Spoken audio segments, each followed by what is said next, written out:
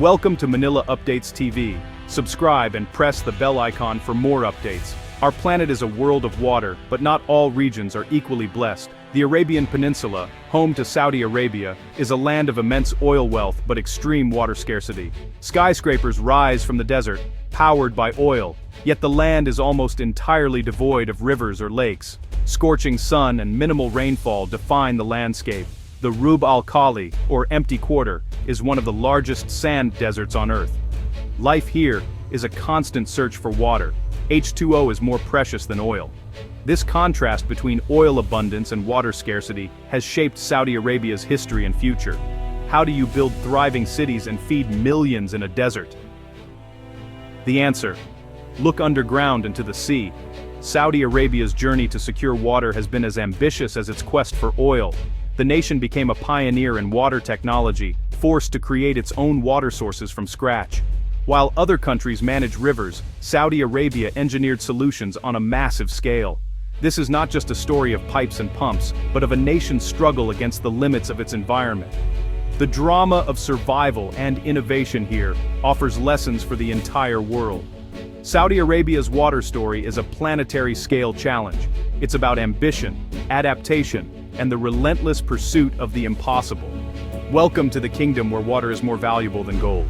A nation's thirst goes far beyond drinking water. It's about food, industry, and life itself. In Saudi Arabia, rapid population growth and modernization have sent water demand soaring. The dream of turning desert into farmland led to massive agricultural projects, even exporting wheat at one point. But with no rivers, the water came from deep underground, ancient aquifers filled by rains thousands of years ago. This fossil water is a finite inheritance not replenished on a human time scale.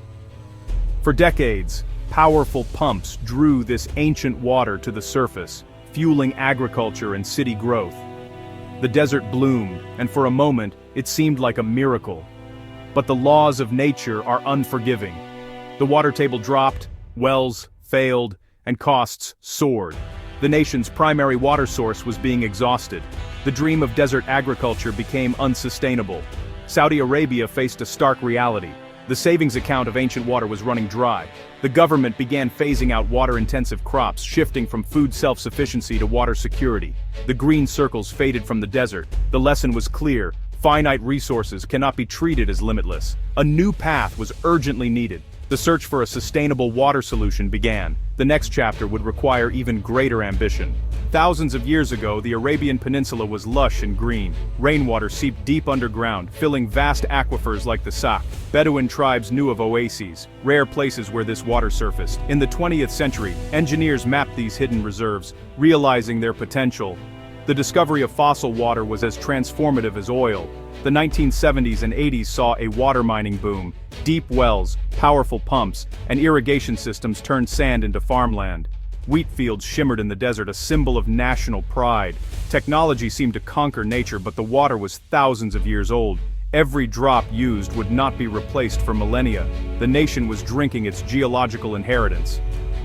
The clock was ticking on this finite resource. Success was built on borrowed time. The era of easy water was ending. A new solution was needed before the wells ran dry.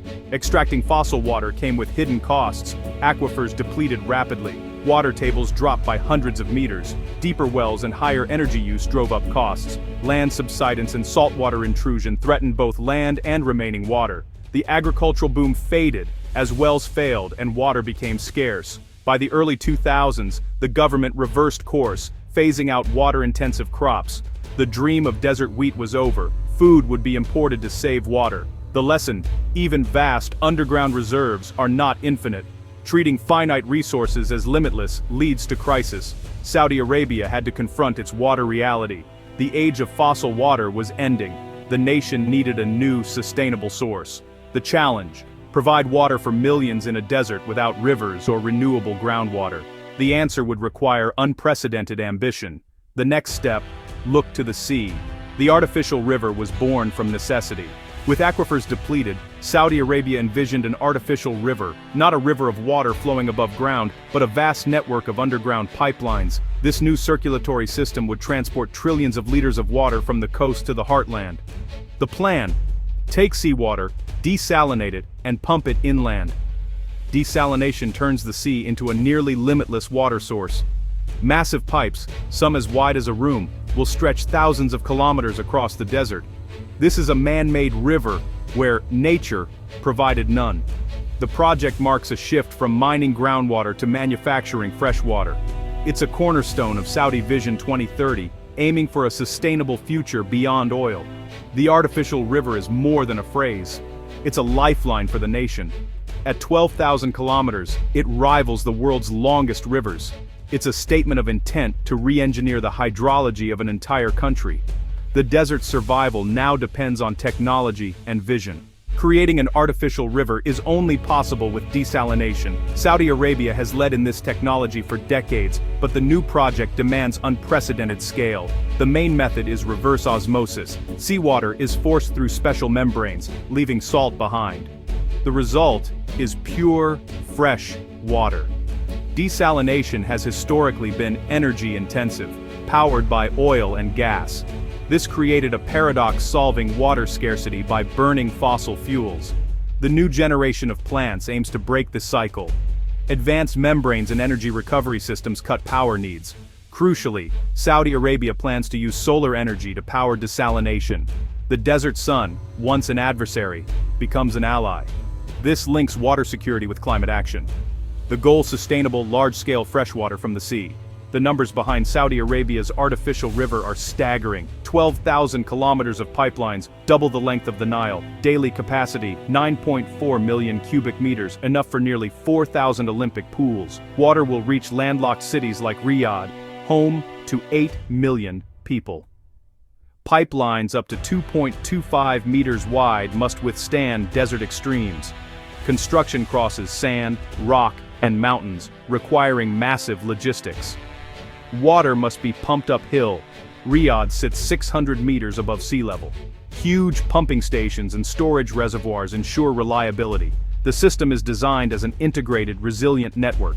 It's a lifeline engineered for an unforgiving environment. The scale rivals continent-spanning railways. Every drop is a triumph of engineering over nature. The project is a testament to human ambition. Such a massive project has environmental consequences. On the positive side, it allows ancient aquifers to recover, restoring natural balance. But desalination creates brine, a salty byproduct that can harm marine life if not managed. Saudi Arabia is investing in solutions diffusers to dilute brine, and research into extracting valuable minerals from it. Turning waste into resource could make desalination more sustainable. Energy use is another concern. Powering the system with fossil fuels would worsen climate change. The commitment to solar energy is crucial. Vast solar farms will turn sunlight into water, minimizing carbon emissions. The project aims for a virtuous cycle, using abundant sun to solve water scarcity. Balancing water needs with environmental stewardship is the ultimate goal. The world is watching how Saudi Arabia manages this equation. Saudi Arabia's water project is a global experiment. As climate change and population growth strain water supplies, other nations are watching closely.